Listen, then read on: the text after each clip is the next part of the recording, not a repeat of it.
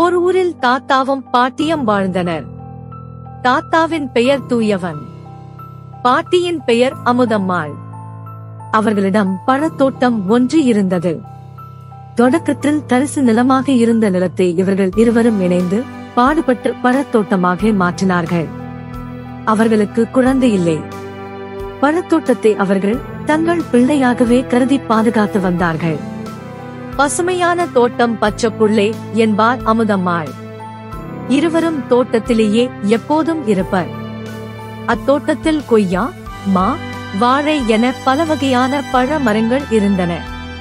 எந்த மரத்தில் எங்கு பூக்கள் பூத்திருக்கின்றன, எங்கு பிஞ்சுகள் இருக்கின்றன, காய்கள் பழங்கள் எத்தனை என தோட்டம் பற்றிய அனைத்தும் தாத்தாவுக்கும் பாட்டிக்கும் அத்துப்படி. வயதாகும் வரை தங்களுக்கு குழந்தையில்லை என்னும் எண்ணமே அவர்களுக்கு ஏற்படவில்லை. வயதாகிவிட்ட நிலையில் தங்களுக்கு பிறகு இந்த தோட்டத்தை யார் பார்த்துக் கொள்வார்கள்? இக்கவலை அவர்களை வாட்டத் தொடங்கியது. தோட்டத்தை பார்த்துக் கொள்ளவாவது யாரையாவது தத்து எடுத்துக் கொள்ளலாமா என தாத்தாவும் பாட்டியும் எண்ணினர். எங்கு தேடியும் அவர்கள் நினைத்தது போல் ஒருவரும் கிடைக்கவில்லை. நண்பர்கள் பல பேரை அறிமுகம் செய்தும் யாரையும் இவர்களுக்கு பிடிக்கவில்லை. உங்கள் பிள்ளையாக இருக்க அப்படி என்னதான் தகுதி வேண்டும் என நண்பர்கள் கேட்க ஆரம்பித்தார்கள்.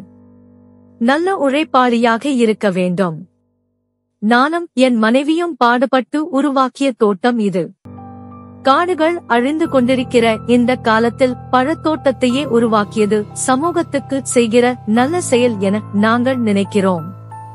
இப்பழத்தோட்டத்தை காப்பாற்றுவதுடன் மேலும் பெரியதாக வளர்க்கிற பொறுப்பு எங்கள் பிள்ளைக்கு இருக்கு.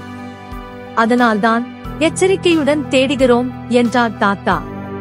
தாத்தாவும் பாட்டியும் தாங்கள் நினைத்தது போல் யாரும் கிடைக்கவில்லையே என கவலையில் திடீரென ஓர் எண்ணம் அவர்களுக்கு தோன்றியதையோ. அதன்படி வண்டி நிறைய கொய்யா பழங்களுடன் நம்பிக்கையுடன் கிளம்பினார் தாத்தா. பக்கத்து ஊர்களுக்கு சென்றார். கொய்யாப்பழம், கொய்யாப்பழம், குப்பைக்கு பதிலாய் கொய்யாப்பழம் என அவர் கூவினார். அந்த ஊர் மக்களுக்கு ஒரே வியப்பு. குப்பைக்கு மாற்றாக கொய்யாப்பழமா? இப்படி ஒரு கிறுக்கனா என எண்ணியவாறே தங்கள் கூட்டி பெருக்கி ஒட்டடை அடுத்து குப்பைகளை அள்ளி வந்தனர். குப்பையின் எடைக்கு ஈடாக கொய்யாப்பழத்தை பெற்றுச் சென்றனர். குப்பைகள் குவிந்தன, பழங்கள் குறைந்து கொண்டே சென்றன. அடுத்தடுத்த ஊர்களுக்கு நம்பிக்கையுடன் சென்றார் தாத்தா.